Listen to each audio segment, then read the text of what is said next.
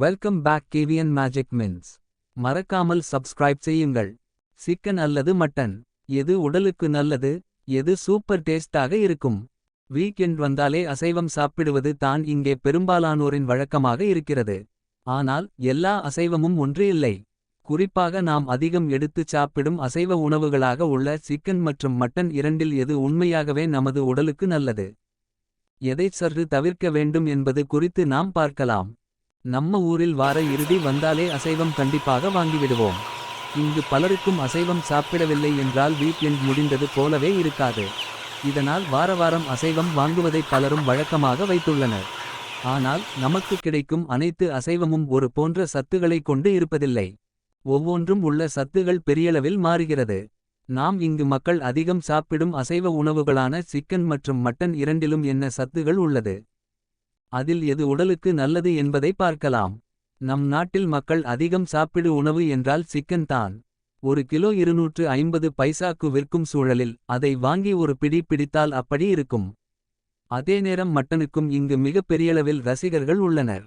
ஆனால் மட்டன் விற்கும் விலைக்கு அதை வாங்கும் முன்பு ஒரு முறை பல முறை யோசிக்க வேண்டிய சூழலே நிலவுகிறது. இவ்வளவு வித்தியாசம் இருக்கா? விலை ஒரு பக்கம் இருக்கட்டும். சிக்கன் மட்டன் இரண்டும் வெவ்வேறு வகையான கறிகளை கொண்டது.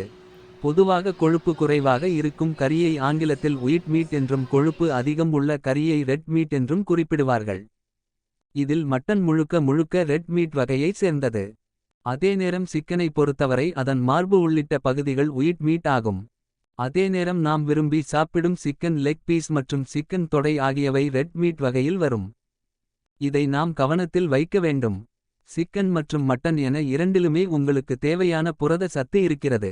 அதிலும் குறிப்பாக சிக்கனை காட்டிலும் மட்டனில் சற்று புரத சத்து கூடுதலாகவே இருக்கிறது. அதேபோல இரும்பு சத்தும் கூட சிக்கனை விட மட்டனில் அதிகமாகவே இருக்கிறது.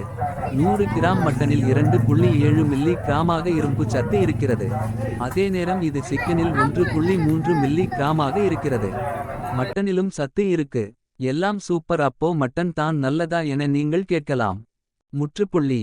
பிரச்சினையே மட்டனில் இருக்கும் கொழுப்பு தான். சிக்கனில் 100 கிராமுக்கு 14 கிராம் மட்டுமே கொழுப்பு இருக்கிறது. அதே நேரம் மட்டனில் 100 கிராமுக்கு 20 கிராம் வரை கொழுப்பு உள்ளது. அதுவே பிரச்சினைக்கு முதல் காரணம்.